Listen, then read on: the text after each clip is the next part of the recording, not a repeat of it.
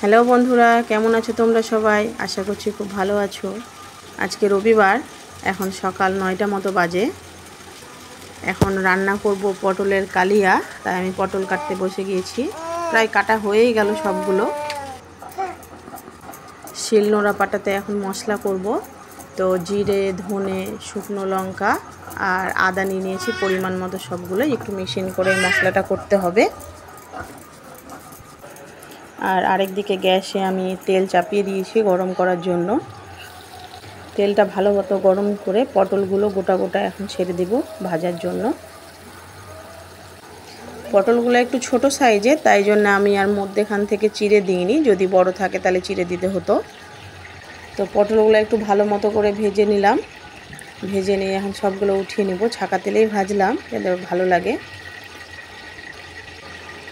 সবগুলো উঠিয়ে নিচ্ছি। এবার ওই তেলের মধ্যে আমি এখন ফোড়ন দিয়ে দেব। ফোড়নে দিব একটা শুকনো লঙ্কা ফাটিয়ে দিয়ে দিলাম, আর একটা তেজপাতা, আর 5 ফোড়ন দিব এর মধ্যে। যারা 5 ফোড়ন খায় না, অনেকে জিরে ফোড়ন দেয়, আমি 5 ফোড়নটাই দিলাম। একটু ভাজা ভাজা হয়ে আসলে পেঁয়াজ কুচিটা দিয়ে দেব। পেঁয়াজ কুচিটাকেও একটু লাল লাল করে ভাজা ভাজা করব।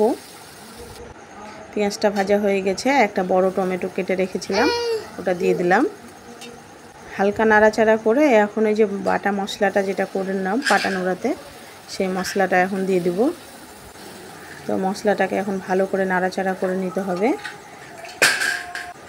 মশলাটা যেন না পুড়ে যায়, তার জন্য একটু বাটি ধোয়া জল দিব।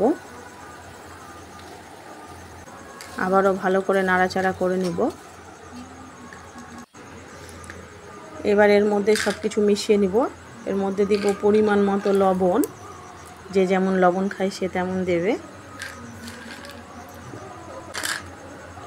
আর দিব এর মধ্যে হলুদ গুঁড়ো, অল্প করেই দিব, কারণ সবজিটা রান্না করে একদম কমে যাবে। বেশি দিলে কালো হয়ে যাবে তরকারিটা। এবার ভালো করে আবার নাড়াচাড়া করে নিব।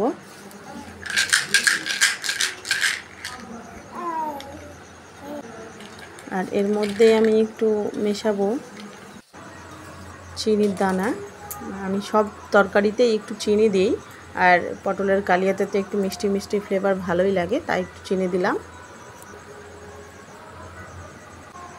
এবার এটাকে ভালো করে ঢাকা দিয়ে দিতে হবে যতক্ষণ না কষানো হচ্ছে।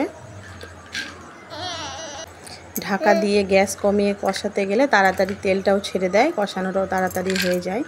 এর মধ্যে মাঝে মাঝে আমি নাড়াচাড়া করে দিয়েছি, যেটার ভিডিও করা হয়নি। তো এখন ভালো মতো মশলাটা কষানো হয়ে গেছে, তেলও ছেড়ে দিয়েছে। এর মধ্যে ভাজা পটলটা মিশিয়ে দেব। আর এই যে বাটিতে একটু তেল লেগে আছে পটলটা ঢেলে দেওয়ার পরেও, তো ওই তেলটাকেই মুছে মুছে দিয়ে দিলাম। ভালো করে একটু মিশিয়ে নিতে হবে নাড়াচাড়া করে। একটু হালকা, বেশিক্ষণ না, 1-2 মিনিট মতো একটু নাড়াচাড়া করে কষিয়ে নিয়ে এর মধ্যে পরিমাণ মতো আমি জল দিয়ে দেব। এই তরকারিটা আমার ছেলের খুব ফেভারেট। পটল আনতে দেখলেই বলে, মা পটলের কালিয়া করে দাও। তাই আজকে অনেকটা বেশি পটল আনা হয়েছিল, আমি ভাবলাম যে আজকে একটু কালিয়া করে নিই। এর মধ্যে কষানো হয়ে গেছে ভালো মতো।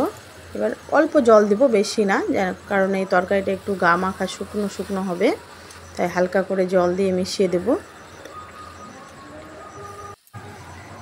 মেশানো হয়ে গেছে, এর মধ্যে আর কিছুই মিশাবো না। এবার ঢাকা দিয়ে রান্না করব। বেশিক্ষণ না, যখনই দেখব যে শুকনো শুকনো হয়ে এসছে তখনই নামিয়ে নিব। তো ঢাকা দিয়ে দিয়েছি, এখন আমার এটা হয়েও এসছে।